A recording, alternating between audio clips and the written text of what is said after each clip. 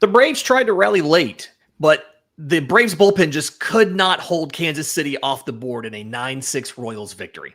Let's talk about it. This is the Braves Postcast, your instant game reaction for the Atlanta Braves. Part of the Locked On Podcast Network, your team every day. Yes, welcome on into the Braves Postcast, part of Locked On Sports Atlanta, where we cover your Atlanta sports teams each and every day. I'm your host, Lindsay Crosby, author of the Braves Today newsletter over at bravestoday.com. You can follow me on social media at Crosby Baseball. Fella in the blue shirt there's Jake Mastroianni, host of Locked On Braves. You can follow him on social media at Shortstop Ball. Make sure you're subscribed to Locked On Braves wherever you get your podcasts. He dropped an episode during this game, just kind of talking about the trade deadline coming up later this week. All right, Jake, so Braves dropped this one 9-6. We're going to get to Ronald Acuna Jr. leaving the game. It doesn't really look like it was that serious, so I didn't want to lead with that. I think we need to talk about the pitching here. We saw the debut of Eric Fetty, 4 2/3, 4 runs on 5 hits. And then after him, it felt like Atlanta just could not find an effective reliever out of the bullpen. And they narrowed it down to a 1-run deficit in the 6th. And then turn around and give up 5 runs in the bottom half.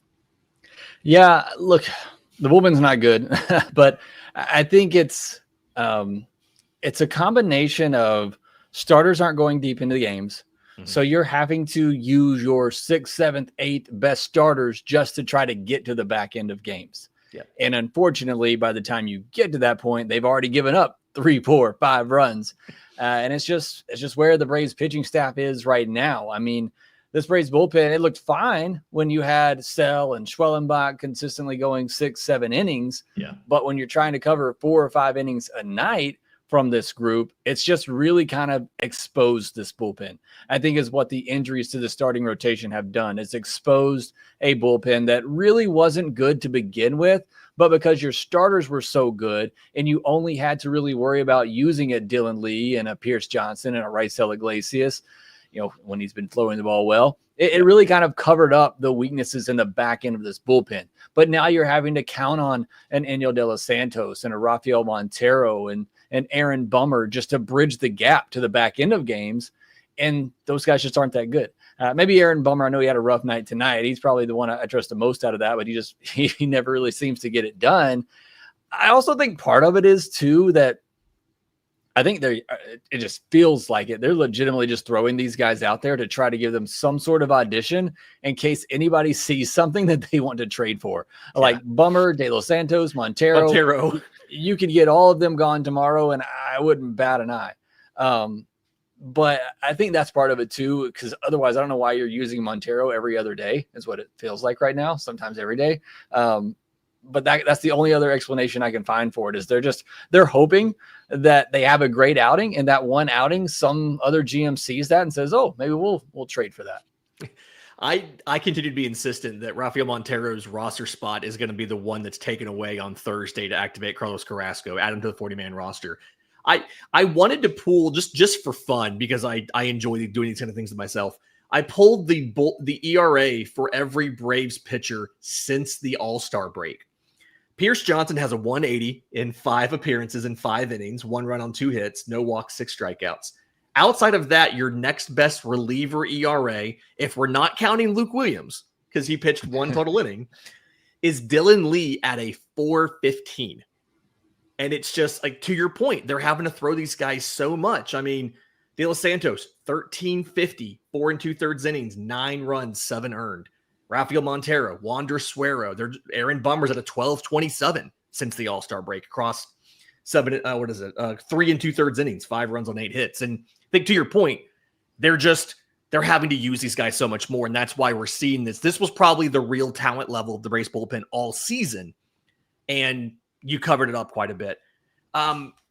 Backing up a little bit in the game, though, the debut of Eric Fetty, he actually led this game in swings and misses. Like, he got more whiffs than Seth Lugo did, which is not really something I saw coming in when you consider that Seth Lugo was the runner-up for Cy Young last year. I don't quite think I saw that happening. And another Braves, like seemingly Braves adjustment, we saw them do this with Joey Wentz.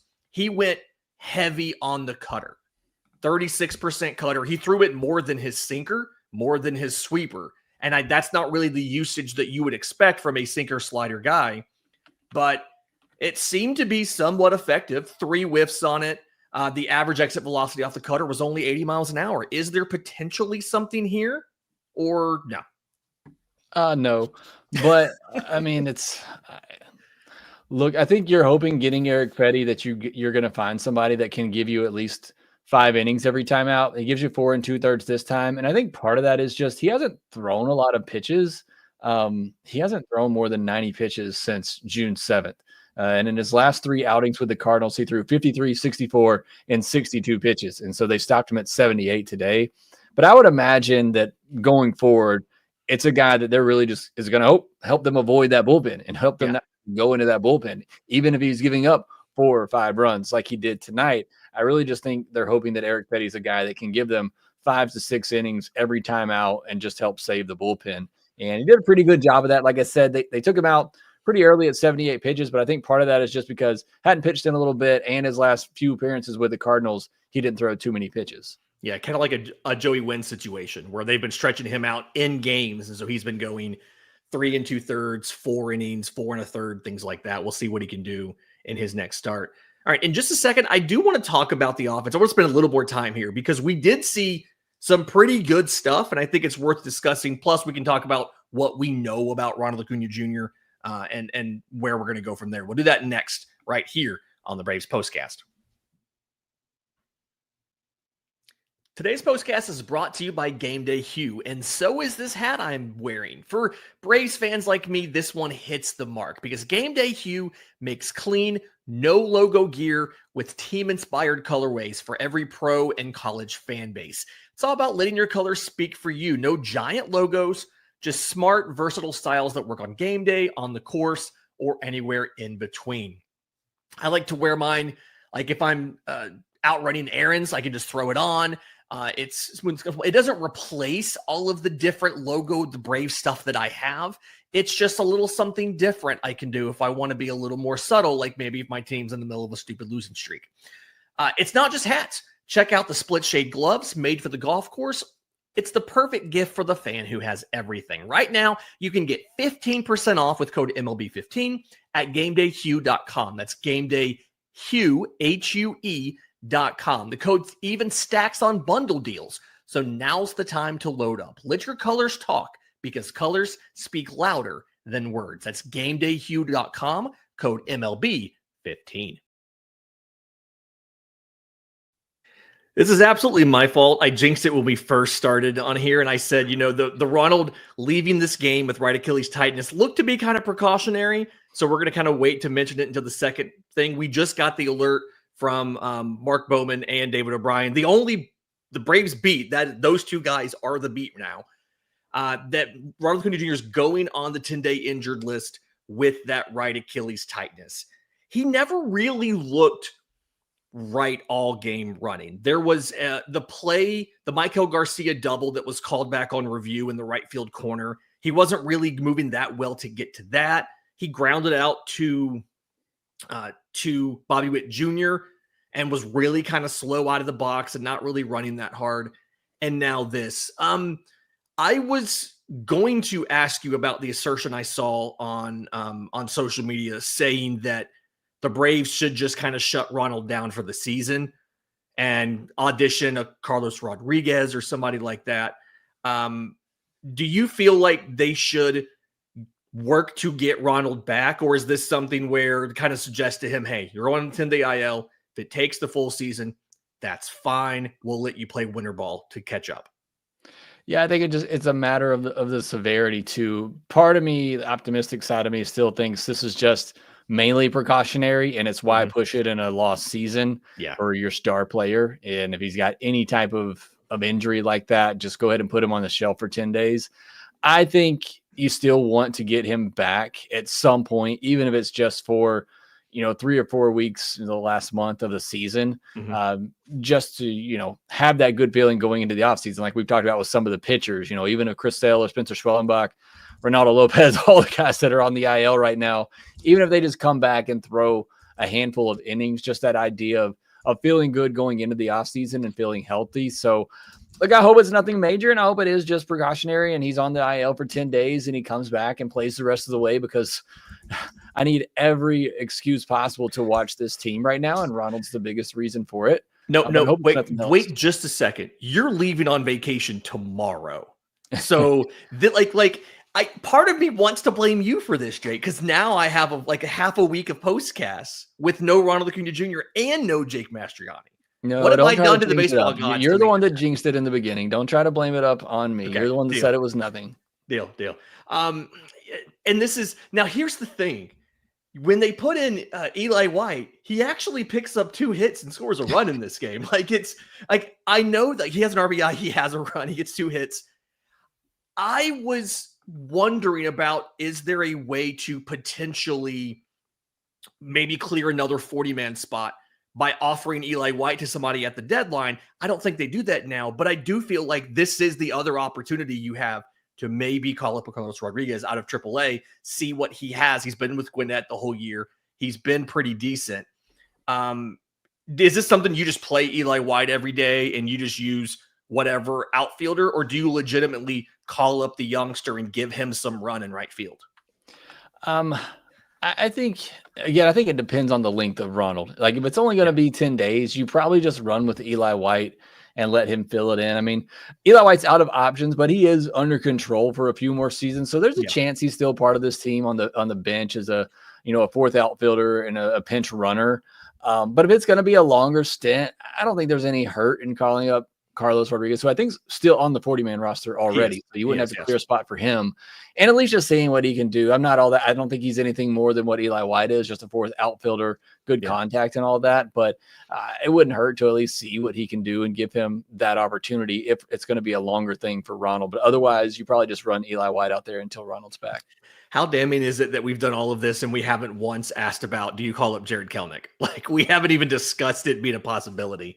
I just talked about it on the podcast I recorded during the game, that I kind of hope he's traded at this deadline. Like, for whatever it is, we just need to be done with that debacle, because that's what it is at this point. If he's not going to be traded, he's going to be non-tendered this offseason. He's already in arbitration. He's making over $1 million. They're not going to give it to him again.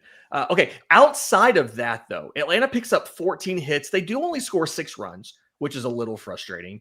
3 for 14 with runners in scoring position, 5 walks, not 14 like last night. But you get really good games again from Michael Harris, 3 for 5 with a triple. He doesn't strike out, scores a run. Marcell Ozuna goes 2 for 4 he hits the homer. He gets 3 RBI. He draws a walk as well. Has anybody across baseball done more in the last 3 days to improve their trade value as Marcell Ozuna?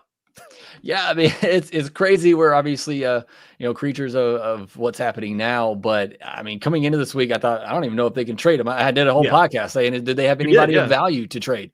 And after 2 games, it's like, man, he might be the hottest name on the trade market right now. We might get a top 100 prospect. I don't think that's going to happen, but I think it does at least help a little bit. I think it's got to for anybody that was, even desiring a guy that can only be in the DH spot, that maybe he actually does get moved now. So certainly can't hurt. Good for Ozuna. And I think for the Braves too, just play him the rest of the way now, at least to the next couple of days, I guess just the next day now, and hope that this continues and some team kind of buys on that. I thought one of the positives too, I don't like the 2 strikeouts from Riley, but 2 balls hit at 108 tonight and a hit. I think that's encouraging after the night he had before. Everybody in the lineup had a hit except for Acuna and Nick Allen, and they both at least walked in this one. So every starter reached base in this game. I mean, the offense wasn't the problem, and the offense, since the All-Star break has been good for the most part, and they continue that tonight. It's just now they're hitting, but they don't have any pitching to back it up. It's just kind of the 2025 season. Yeah, and I actually was asked on a radio hit today. They said, like, are the injuries the story of this season? And I said, well, you kind of have to keep in mind the offense wasn't good when the pitching was healthy. Now that the offense is better, if you still had these pitchers, if you still had Sale and Schroenbach and everybody healthy and doing what they were doing, I think this would be a situation where you could potentially try to push for, a late, you'd have to have a Detroit Tigers of 2024 surge late to make the postseason, but you could theoretically still try to do it. This is The offense has been coming around and has been getting better. Like you said, you've been saying a lot. We're looking forward to 2026. And that's a thing we can take because a lot of the improvements, Michael Harris's improvements, are tangible. Ozzy's seemingly he's cut down on the pop-ups. That's not nearly as big of a problem. He's shown a little better power. So that's looking better. But to your point, now that Ronald's out, I mean, we have a lot of things we have to work on, and it's an evaluation period for a lot of these guys. So we'll see what happens. Series finale tomorrow. Joey Wentz goes for Atlanta at 2:10 p.m. We do not know who Kansas City is starting. It's a TBD last I saw. If you saw it in the last 15 minutes, drop it in the chat. We'll mention it before we get out of here.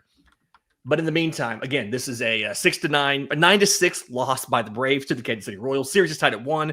Finale is tomorrow. Do us a favor. If you're listening on audio, leave a 5-star review, Apple, Spotify, YouTube Music. If you're watching on YouTube, subscribe to both Locked On Braves and Locked On Sports Atlanta. Leave a comment down below exactly how many vacation days you think Jake has left this year, because he's gone on a couple of these now during baseball season. The person who's closest will read it. I'll read it on tomorrow's show since Jake won't be here and he can't stop me. For Jake Mastroianni, I'm Lindsay Crosby. This has been the Braves Postcast.